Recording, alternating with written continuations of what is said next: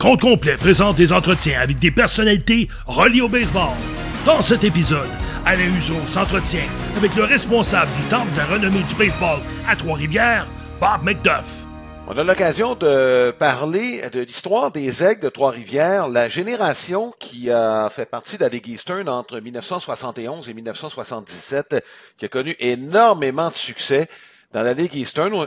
En fait, la présence de Trois-Rivières coïncidait avec celle des Carnavals Métro, la filiale des Expos. Les Aigles étaient la filiale des Reds de Cincinnati. On va avec nous celui qui est en gros responsable du Temple de la renommée du baseball de Trois-Rivières, qui est dans le stade où évoluent les Aigles actuels de la Ligue Frontier. Bob McDuff, merci beaucoup d'avoir accepté notre invitation pour nous parler de cette période.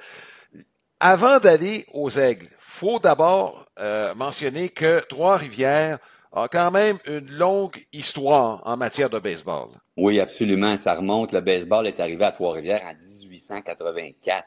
Un Américain, un étudiant qui est venu étudier au collège à Trois-Rivières, au séminaire, puis qui a amené le baseball finalement, puis il a instauré le baseball au séminaire, puis ça a parti de là, puis la ville a embarqué finalement là-dedans, puis on a commencé à avoir du baseball professionnel en 1922 avec les trios de Trois-Rivières, puis après ça, on a eu des équipes.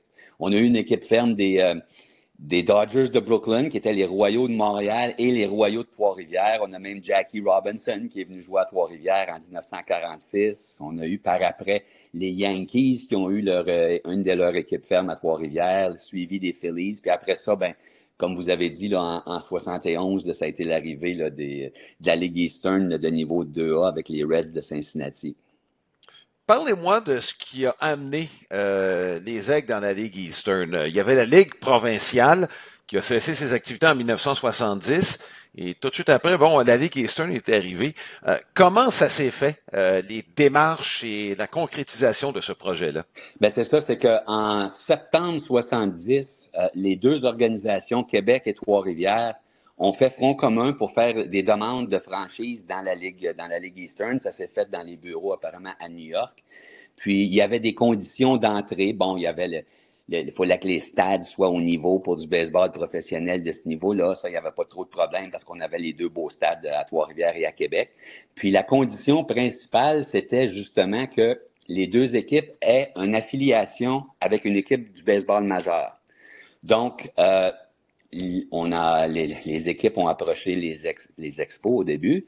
Les Expos ont donc eu le premier choix, ont choisi de s'établir à Québec. Et après ça, la direction des Aigles ont réussi à convaincre les Reds de Cincinnati de venir parrainer Trois-Rivières. Fait que c'est parti comme ça. Au début, nous autres, on se disait, ouais, Québec sont chanceux, ils ont les Expos et tout ça, mais dans le fond, finalement, là, on est pas mal chanceux d'avoir eu les Reds de Cincinnati parce que si vous vous souvenez, à cette époque-là, dans les années 70, c'était l'époque de la Big Red Machine avec les grosses équipes qui ont gagné les séries mondiales. Fait que ça faisait que les joueurs restaient à Trois-Rivières un peu plus longtemps parce qu'ils ne pouvaient pas monter. Je veux dire, tu as un bon receveur, là, Tony Oferio, mais tu as Johnny Bench à Cincinnati. Donc, il reste ici un peu plus longtemps. Même chose au premier but. Tu as des Dan Dreesen, des Robson, des Revering, mais tu as Tony Perez. Fait que c'était un peu comme ça à chaque position. Fait que les joueurs ont resté à Trois-Rivières un peu plus longtemps. On avait des équipes extraordinaires dans l'espace des 7 ans. On a gagné 4 fois le championnat de division. Puis nos joueurs gagnaient les championnats des frappeurs. Puis on avait vraiment une équipe extraordinaire à Trois-Rivières. Ça a été vraiment l'âge d'or du baseball à Trois-Rivières. Puis moi, j'ai vu ça d'assez près. J'étais un jeune de 15-16 ans, puis je m'étais fait engager par les Aigles. J'ai commencé à travailler comme placier dans les estrades, puis je parlais anglais, fait que j'ai pu connaître les joueurs, fait que j'ai très bien connu les Ken Griffey, les Dreesen, les Ray Knight, les Joel Youngblood. Fait que ça a été du bon temps. Oui. De 1971 à 1977, l'équipe a terminé, comme vous le mentionnez, parmi les équipes qui sont rendues en série, 4 fois. Vous êtes rendus en finale, les 2 premières et les 2 dernières. Est-ce qu'il y avait un lien avec Cincinnati à l'époque? Pourquoi les Reds? Est-ce que vous avez une explication là, pour cet intérêt-là? On était à Asheville auparavant. Exactement. On a déménagé à Trois-Rivières. On était à Asheville, puis j'imagine que ça allait pas trop bien à Asheville. Puis il y a quelqu'un qui a approché les Reds. Puis les Reds il y avait oui, le lien était très bon avec Cincinnati, mais à ma souvenance, il n'y avait pas trop souvent de personnes de Cincinnati qui venaient se mêler un petit peu de Trois-Rivières. Je pense que la direction ici avait pas mal de carte blanche. Je me souviens quelques reprises d'avoir vu des gens comme Ron Plaza et Chief Bender venir faire le petit tour, mais c'est à peu près ça. Ouais. Parlez-moi d'un gérant qui a marqué cette époque-là à Trois-Rivières, Jim Snyder.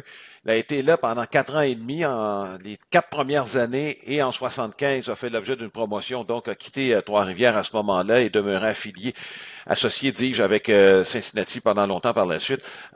C'est un gérant qui a marqué, moi je me souviens avoir parlé avec des gens de l'organisation des Aigles qui étaient là à cette époque-là, et Jim Snyder, euh, écoute, les gens n'ont que de bons mots pour lui. Absolument. Tout le monde aimait Jim Snyder. Puis moi, ben, encore là, je l'ai connu de près parce que lui et sa famille avaient loué une maison juste en arrière d'où j'habitais. Fait que l'après-midi, je montais avec Jim Snyder au stade, je revenais avec la famille le soir, puis tout ça, fait que je l'ai très bien connu. Mais Jim Snyder était tout un gérant. Il avait joué au baseball majeur avec les Cubs de Chicago. Puis, comme vous dites, après Trois-Rivières, il y a eu une promotion pour aller avec l'équipe 3A à Indianapolis, les Indians d'Indianapolis. Puis par après, il a fait les majeurs. Je pense que c'est avec les Brewers de Milwaukee qui a été gérant pendant quelques années. Puis, ben c'est ça. Moi, la petite anecdote avec Jim Snyder que j'ai bien connue, c'est que il y a 2 ans, on a fait un 100e anniversaire du baseball professionnel à Trois-Rivières et on avait invité plusieurs de tous les anciens des ligues provinciales puis de la Ligue Eastern puis tout ça. Puis j'étais en Floride à ce moment-là puis je faisais mes invitations puis j'ai invité Jim Snyder puis je savais Jim habitait à Tampa, qui était pas loin de chez nous à Saint-Pétersbourg. Puis ça répondait pas. Oui. J'ai essayé pendant des semaines de le rejoindre puis la veille qu'on parte pour revenir à Trois-Rivières, j'ai dit je réessaye une dernière fois.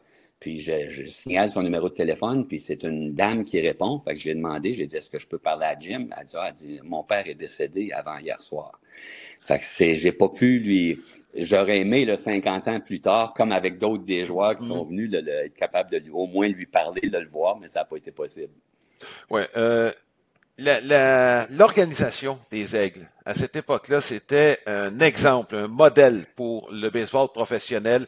Il y a eu des livres qui ont été écrits là-dessus, même des États-Unis. Je me souviens d'un livre en particulier qui faisait, l'éloge des ligues mineures dans les années 70, et les Aigles étaient cités comme exemple.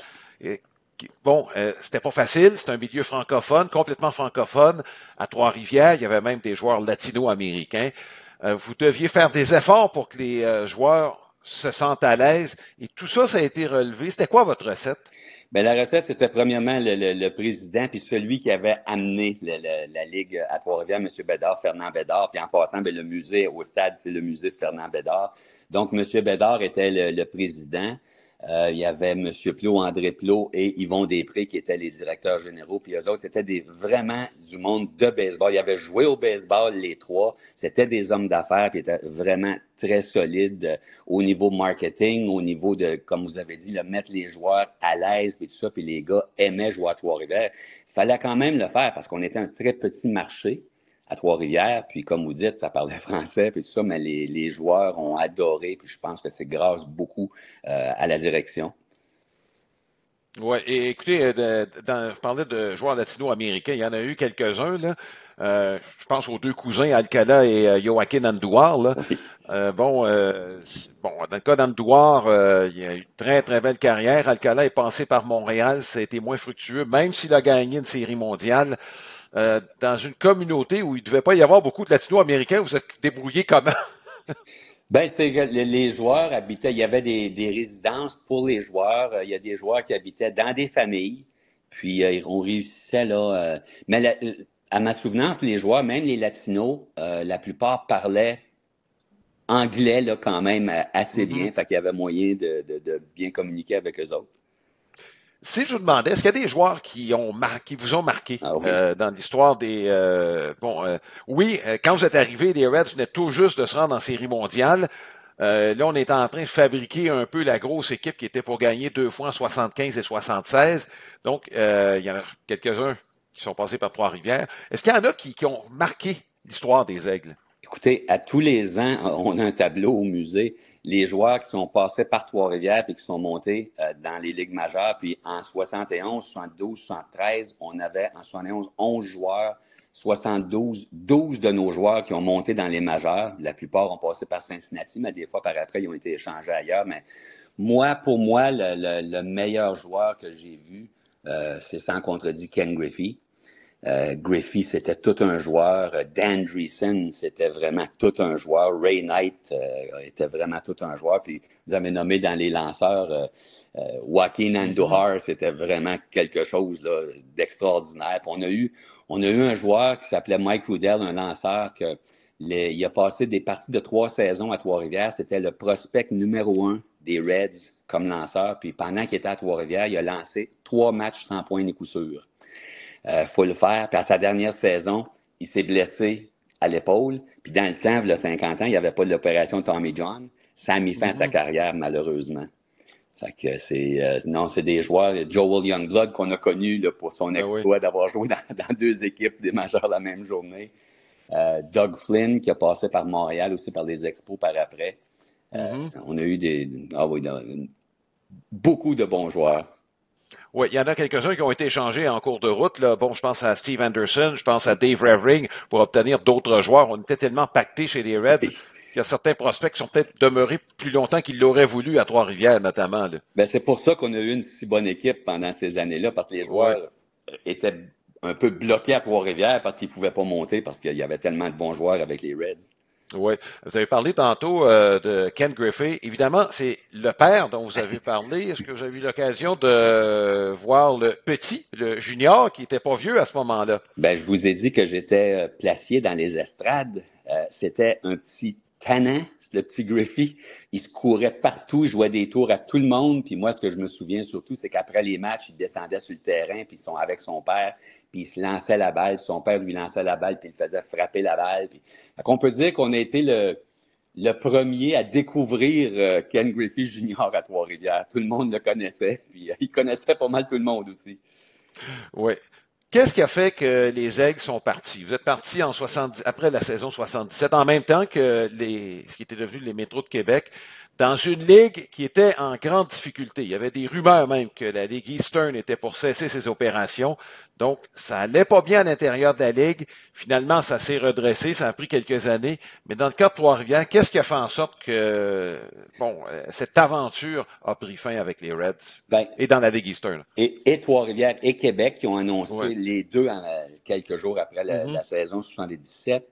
Ça n'a pas été dit comme tel, mais on sait que le Parti québécois venait d'arriver au pouvoir. Puis apparemment, je ne sais pas si c'est des rumeurs ou apparemment que les organisations auraient eu peur de garder leur équipe dans la province de Québec. Je ne sais pas jusqu'à quel point ça a pu jouer. Oui, les assistances en dernier avaient baissé. La Ligue allait moins bien, comme vous avez dit, mais elle a repris, puis la Ligue Eastern existe encore aujourd'hui, là. Mais c'est pas clair la façon que ça s'est terminé. On n'a jamais eu vraiment les raisons officielles. Oui, effectivement, le fait que la Ligue n'allait pas très, très bien, c'est peut-être un des facteurs. L'ex-historien de baseball de Trois-Rivières, M. Paradis, là, qui a écrit un livre là-dessus, m'avait mentionné à peu près la même chose. J'avais eu l'occasion de lui parler avant son décès. Il m'avait dit que c'était pas une piste à écarter. C'est une période qui a été riche, celle-là des Aigles à Trois-Rivières. J'imagine les Aigles de 71 à 77 occupent une place importante au musée Fernand Bédard. Une place très importante parce qu'on a été capable d'avoir beaucoup d'artefacts et beaucoup d'informations sur les joueurs. Donc, ça a été une de nos parties du musée, le fun à monter. Là. Puis surtout que je l'ai vécu, j'étais là. Alors, c'était un peu plus facile là, pour moi de monter cette partie-là. Oui. Hors micro, vous m'avez mentionné, c'est peut-être la plus belle période de l'histoire du baseball professionnel à Trois-Rivières. Vous l'avez vécu, évidemment, de façon personnelle, mais au-delà de ça, vous aviez de bonnes instances, de bonnes équipes. Vous êtes un peu nostalgique de cette époque-là. Très nostalgique, parce qu'on a quand même notre équipe de baseball professionnel aujourd'hui, mais quand on a vécu le 2A avec les Aigles dans la Ligue Eastern, il y a une coche, là. Il y a une coche là, qui est... Oui. La marche est un petit peu haute, là. Bon, le stade existe toujours, abrite toujours une équipe professionnelle, les Aigles dans la Ligue Frontier. Donc, et c'est pas une mauvaise chose qu'il y ait une équipe à Trois-Rivières parce que, bon, dans le cas de Québec, la Ligue Frontier, c'est beaucoup de voyagement, d'avoir une équipe qui est pas loin. Donc, ça facilite les choses. Est-ce que vous revoyez un peu cette façon de faire des Aigles de l'époque dans ce qui se fait aujourd'hui? Malheureusement. Pour les joueurs, pour attirer les joueurs, Bon, par exemple, et les rendre confortables. les joueurs sont très confortables à Trois-Rivières. On a des toutes nouvelles résidences, là, puis ils habitent là-dedans. Puis les gars qui viennent, les joueurs qui viennent d'ailleurs nous disent qu'ils ont jamais vécu dans des résidences comme qu'ils ont à Trois-Rivières. Puis l'accueil des gens aussi à Trois-Rivières, c'est très, très chaleureux. Donc, de ce côté-là, oui, les joueurs sont bien. Puis quand le joueur est soit libéré ou quelque chose comme ça. Moi, j'ai vu des joueurs être libérés dans les dernières années puis pleurer là, quand ils l'ont appris parce qu'ils aimaient tellement jouer à Trois-Rivières.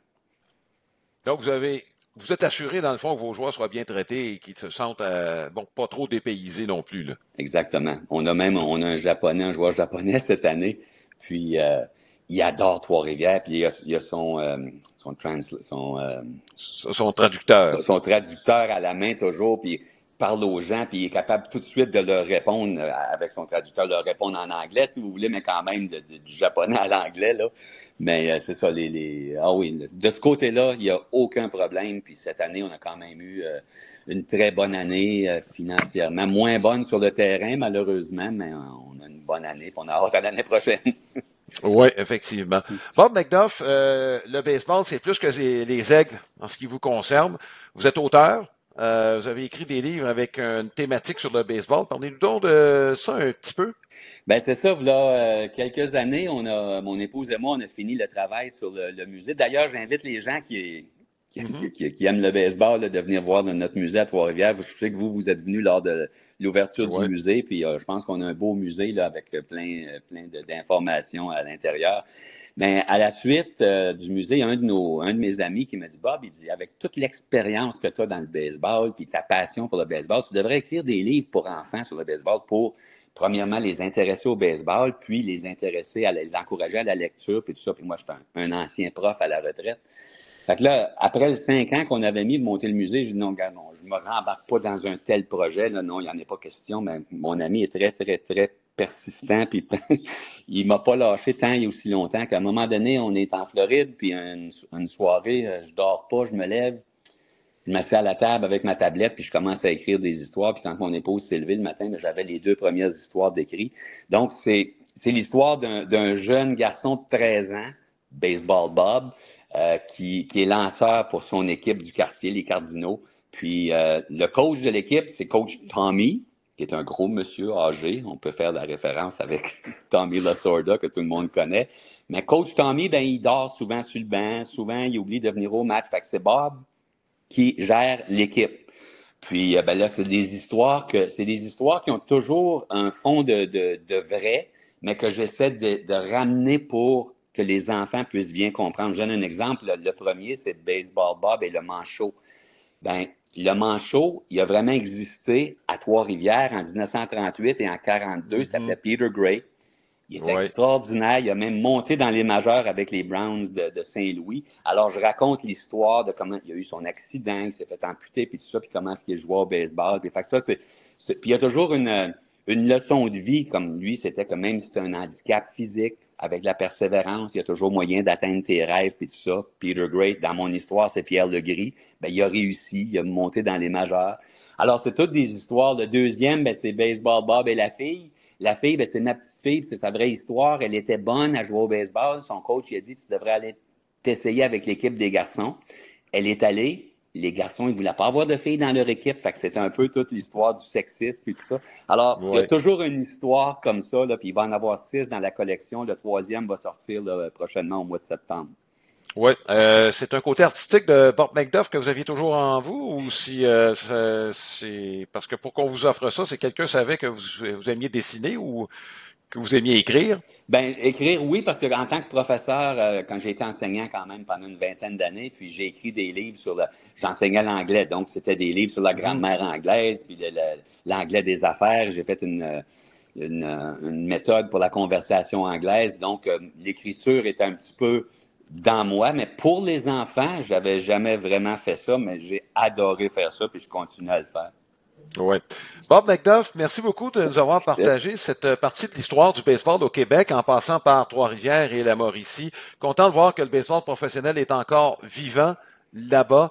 Bon, les Aigles ont fait partie de cette histoire-là de façon importante entre 71 et 77. Merci d'avoir partagé ces souvenirs. Ben, ça me fait plaisir. Puis, je peux juste rajouter que notre illustrateur, il est extraordinaire. Puis s'il y a des gens qui sont intéressés, ils peuvent aller sur amazon.ca ou notre site baseballbob.ca pour se procurer des livres. Merci beaucoup, Bob McDuff. Merci à vous.